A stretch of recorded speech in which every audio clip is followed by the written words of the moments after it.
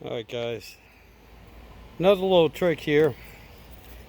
See, I don't like brand new good looking wood, and this piece isn't bad, but it was still a little bit too new looking, too nice looking for what I want to do.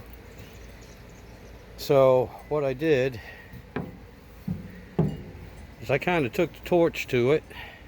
The middle part you're not going to see anyway. Right in here, this part you're not going to see, that's going to be covered. But I wanted to give it a little bit of character. So I just took the torch to it and heated it up a little bit. And when I say torch, I mean I just got a little propane torch. Let's see if we can do this. Huh, I might be out. There we go. There. You just do a little bit, or you can make it dark. Right around. Make the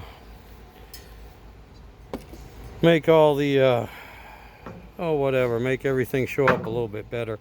I'm tired, guys. I'm calling it quits for the evening. But I just wanted to show you that.